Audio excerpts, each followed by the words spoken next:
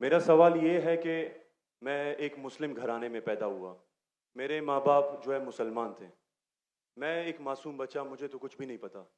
मैं जब पैदा हो के जवान हुआ तो मेरा जो दिल है वो उसी चीज़ को तस्लीम करता है जो मेरे माँ बाप ने मुझे सिखाया। क्योंकि मैं मुस्लिम फैमिली में पैदा हुआ तो मैं इस्लाम को दिल से सच्चा समझता हूँ। अभी जैसे हमारे लक्ष्मण भाई आए थे, एक मासूम बच्चा, उसको कुछ भी नहीं पता कि मज़हब क्या है, रिलीजन क्या है। और वो क्रिश्चियन फैमिली में पैदा हो या हिंदू फैमिली में पैदा हो, तो वो उसी चीज़ को फॉलो करता है, उसी चीज़ को उसका दिल मानता है जो उसके माँ बाप ने उसको सिखाया हो और उसके माइंड में फीड किया हो। तो वो अगर बहुत ही अच्छा बंदा है, वो बहुत ही अच्छा बंदा है, वो लोगों की मदद भी करता है, ख्याल भी करता है, बहुत नाइस इंसान है। लेकिन अगर वो इस हालत में मर जाता है तो क्या वो जहन्नुम में जाएगा या जन्नत में जाएगा? अगर जहन्नुम में जाएगा तो ये जस्टिस है या इनजस्टिस है? भाई साहब, आपने नाम क्या कहा आपका? Abdul Abdul Basit Rind. Abdul Basit Rind. Rind Rind is a Balochi caste रिन ट्राइब है मेरा। रिन जी रिंद। अब्दुल कादिर तो इस्लाम में नाम अब्दुल है। बासित। अब्दुल बासित। यस। शेख अब्दुल बासित अच्छे कारी थे माशाल्लाह। भाई अब्दुल बासित ने बहुत अच्छा सवाल किया। बोला मैं मुसलमान खानदान में पैदा हूँ, मेरे वालिदैन मुसलमान थे और है। उ- अल्हम्दुलिल्लाह है। है नहीं, आपने थे बोला लेकिन ना गलती हो गई मुझसे। रिकॉर्डिंग है। मैं गलती एक्सेप्ट करता हूँ। है मुसलमान है, जो उनने पढ़ाया मैंने कबूल किया। हमारे लक्ष्मण भाई हिंदू थे, हिंदू बन गए।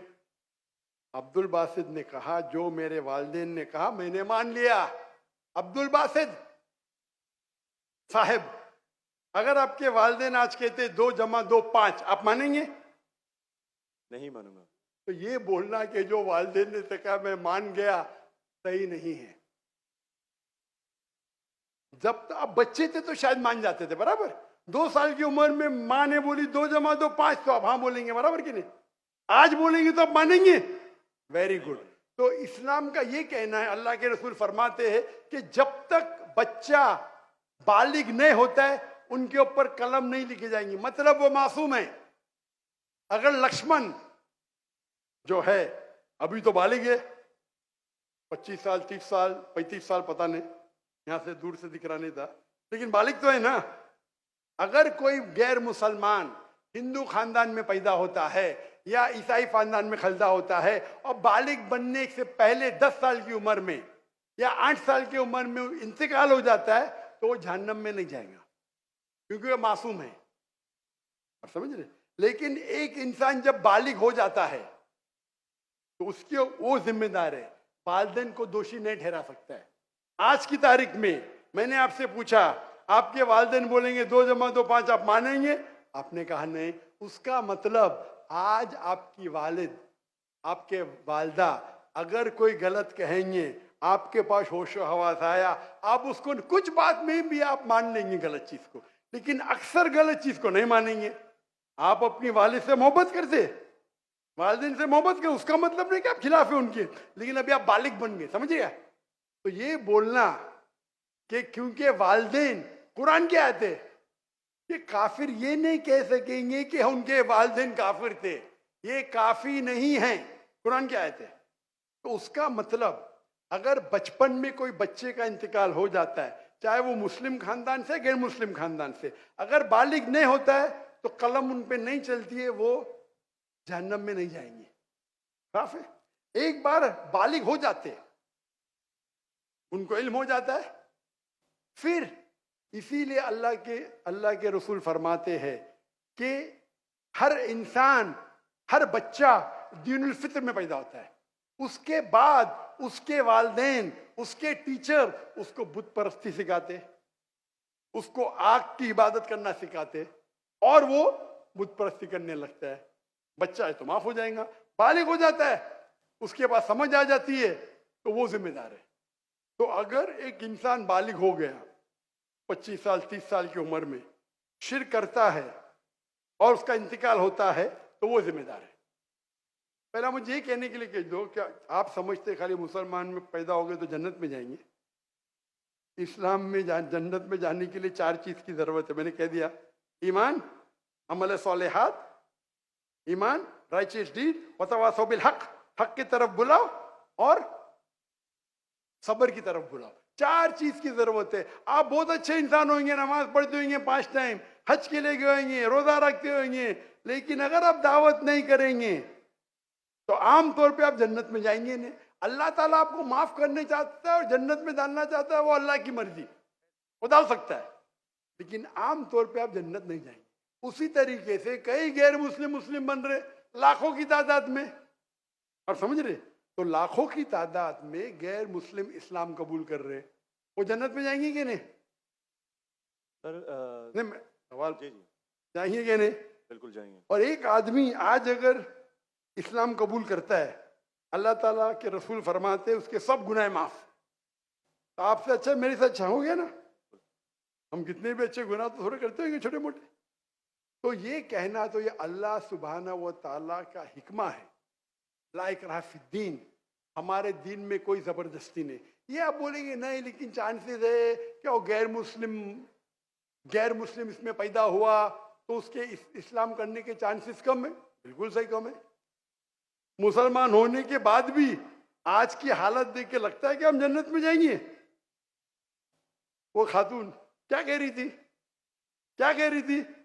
क्या पीडोफिलिया करके जन्नत में जाएंगे? क्या लगता है आपको? सर वो तो हमारे इस्लामिक टीचिंग्स में नहीं है बिल्कुल। लेकिन जन्नत में जाएंगे क्या वो मुसलमान? अगर अपने आप को मुसलमान कहते हैं और पीडोफिलिया कहते, जन्नत में जाएंगे? बिल्कुल नहीं। अगर वो खातून सही है, क्या पीडोफिलिया है, तो उनका पहला सवाल का हिस्सा गलत है। वो मुसलमान है ही नहीं। हाँ, नाम के होंगे, कलमा पढ़ते होंगे, लेकिन ये कहना कि हम लोग दीनी हैं, ये गलत है। अगर वो इस्तिगफार करे अल्लाह ताला माफ कर सकता है उनको, कोई भी गुनाह। लेकिन ये कहना कि इस्लामिक है, नाम के मुसलमान होंगे या नॉट प्रैक्टिसिंग मुस्लिम होंगे, तो हमें गलत फहमी है कि मुसलमान फैमिली में पैदा हुए तो जन्नत की टिकट मिल गई। ये हमें गलत फहमी है। मैं भी जिद्द हो, मुझे भी पता नहीं मेरी जन्नत की टिकट है, इसीलिए मेहनत करता हूँ, रात रात जागता हूँ, दुआ करता हूँ अल्लाह ताला कबूल फरमाए। अल्लाह के रसूल हर रोज 70 बार इस्तिगफार करते थे। कितने बार? 70 बार। अल्लाह के रसूल सबसे बेहतरीन इंसान दुनिया में, सबसे बेहतरीन मुसलमान 70 बार इस्तिगफार करते थे। कहते थे कि मेरा रब जो मुझे इतने नियामत देता है, मैं जो कुछ करता हूं माफ करता है, मैंने इस्तिगफार करूं तो कौन करेगा? तो ये आज के हमारे माशरे में गलत फहमी है कि हम मुसलमान हैं तो बस जन्नत की टिकट मिल गई हमें। हम दुआ करते अल्लाह ताला में माफ करे। तो अल्लाह सुब्हाना व ताला अगर कोई गैर मुस्लिम पैदा होता है और बालिग बनने के पहले मर जाता है तो वो जहन्नम में नहीं जाएगा।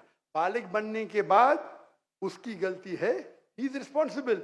आप जिस तरीके से बोलते हैं 2 जमा 2 5 में नहीं मानूंगा, तो वो क्यों मान रहे बुत परस्ती गलत है?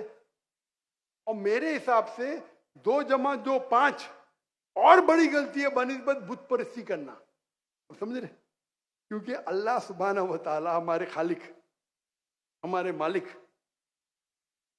जिसने इतनी नियामत दी हमें, हम उसका शुक्र अदा नहीं कर सकते। मैथ्स में गलती करना थोड़ी गुनाह है क्या? अगर कोई मुस्लिम 2 जमा 2 5 बोलेगा जन्नत में जाएगा? हाँ बोलेंगे भाई इल्म नहीं है, मैथ्स में कमजोर है, बराबर के नहीं? आप थोड़ी उसको मर्डर थोड़ी कर सकते, आप उसको नहीं कर सकते ना। तो कौन बड़ा गुनहगार, 2 जमा 5 कहने वाला कि जो बुत परस्ती करता है? बुत परस्ती ऑब्वियसली। अल्लाह अल्लाह ने हमको इतनी नियामत दी, बराबर, हम अल्लाह का शुक्र अदा करते? कितने लोग शुक्र अदा करते कि अल्लाह ने हमें इतना अच्छा घर दिया, इतने अच्छे कपड़े दी, इतने अच्छे गाड़ी दी, खाना दिया। हम कितने बार शुक्र अदा करते? कितने बार हम शुक्र अदा करते? पानी पीना, अगर कुछ दिनों के लिए 2-3 हफ्ते के लिए पानी नहीं मिला मर जाएंगे। कितने बार शुक्र अदा करते? मैं पूछना चाहता हूं इतने बड़े मजमे से कितने लोग ने अल्लाह का शुक्र अदा किए कि हमें सांस, ऑक्सीजन दे रहे हैं? कितने लोग ने शुक्र अदा किया? अल्लाह का हाथ ऊपर करो। सांस के लिए, सांस के लिए, सांस के लिए, पानी के लिए नहीं, पानी के लिए नहीं। जो अल्लाह ताला हमें एयर दे रहा है, ताकि हम जी सके। आधे घंटे के लिए हमें हवा नहीं मिलेंगे, मर जाएंगे। कितने लोग ने शुक्र अदा किया अल्लाह का सांस के लिए? 4-5% है माशाअल्लाह। शायद आपने मेरा लेक्चर सुने, आपने लेक्चर सुने थे what is the purpose of life? कौन लोग ने सुने मेरा लेक्चर आज के पहले? What is the purpose of life? हाथ ऊपर करो। माशाअल्लाह, उससे बड़ी तादाद है। मतलब आपने अगर लेक्चर सुने तो लेक्चर में बोलता हूं मैं, यहां जरा वक्त की किल्लत थी तो लेक्चर के बाद बोल रहा हूं मैं। जो सांस लेते उसका तो शुक्र अदा करना चाहिए। तो हम कितने नाशुक्र अदा है, हम कितने एहसान फरामोश है। अल्लाह ताला फरमाते जब अल्लाह ताला आपके सारे मुश्किलात दूर करता, अब अल्लाह को भूल जाते। मुश्किल में आते फिरते अल्लाह को याद करते। तो रिगार्डिंग अ क्वेश्चन, अगर आप गैर मुस्लिम बालिग हो जाता है, होने के बाद उसे माफी नहीं, होने के पहले माफी है। सर ये मैं आई एम लकी कि मैं मुस्लिम फैमिली में पैदा हुआ, मुझे ये सारी बातें पता चली। लेकिन बराबरी में अगर कोई क्रिश्चियन फैमिली में पैदा हो जाता है तो ये उसकी तो गलती नहीं है कि वो उस फैमिली में पैदा हुआ, उसके लिए तो ज्यादा भाई मुश्किल साहब, है। आपने मेरा सवाल का जवाब सुने कि नहीं सुने? जी जी बिल्कुल सुना, बिल्कुल। मैंने जवाब दिया कि नहीं इसका? सर लेकिन मतलब पैदा होने पे तो उसका हक नहीं है, वो मुस्लिम में भी पैदा हो सकता है और उसमें भी। आपने मेरा जवाब सुने कि नहीं सुने? सुना है, बिल्कुल मैंने आपका सवाल का जवाब दिया कि नहीं? दिया है, बिल्कुल। तो दिया तो फिर से क्यों दोहरा रहे? मैंने साफ कह चुका हूं, मुसलमान फैमिली में पैदा होना जन्नत की टिकट नहीं है, और गैर मुसलमान फैमिली में पैदा होना जहन्नम की टिकट नहीं है। लेकिन उसके लिए ज्यादा मुश्किल होगा ना, जो क्रिश्चियन होगा उसके आपको लगता है, आपको लगता है, क्योंकि आपको गलत फहमी है कि मैं 100% जन्नत में जाऊंगा। मुझे तो, मैं मेहनत क्यों कर रहा हूं, क्यों मैं दुनिया भर घूम रहा हूं, क्यों? अल्लाह के रसूल फरमाते जो ला इलाहा इल्लल्लाह मोहम्मद रसूलुल्लाह कहता है वो जन्नत में जाएगा। लेकिन कलमा पे अमल तो करना चाहिए। हम जो मुसलमान के हालात देख रहे, मुझे लगता तो नहीं है। बिल्कुल नहीं। आप समझ रहे मेरे जवाब को? जी मैं समझ रहा हूँ, बिल्कुल। हम 25% है, कितना? 25%। 2 बिलियन, 2 बिलियन कितने अरब होते? 2 अरब, 2 अरब, 2 अरब। अरब तो बहुत है यहाँ। तो ये हमारी गलत फहमी है। हम गलत फहमी के शिकार है कि हम जन्नत में जाएंगे। हम कह रहे थे इंशाअल्लाह अल्लाह हमारे गुनाह को माफ करेगा तो इंशाअल्लाह जन्नत में जाएंगे, इंशाअल्लाह। तो ये अल्लाह सुब्हानहू व तआला का फरमाते कुरान मजीद में, कोई भी काफिर अल्लाह के जस्टिस को डिनाई नहीं करेगा। ये नहीं कहेगा कि मेरे से नाइंसाफ, जिस तरीके से आप बोल रहे हो, वो कहेगा अल्लाह ताला मुझे और एक मौका दे दे। अल्लाह बोलेंगे खत्म हो गया टाइम, इस दुनिया में बहुत मौके दिए, बराबर ना? बहुत से लेक्चर मिले, हो सकता है जाकिर नायक का लेक्चर सुना। अभी मेरे लेक्चर सुनने के बाद लक्ष्मण मेरे लेक्चर सुनने के बाद बुत परस्ती कंटिन्यू करेगा, आप उसे दोषी ठहराएंगे कि नहीं?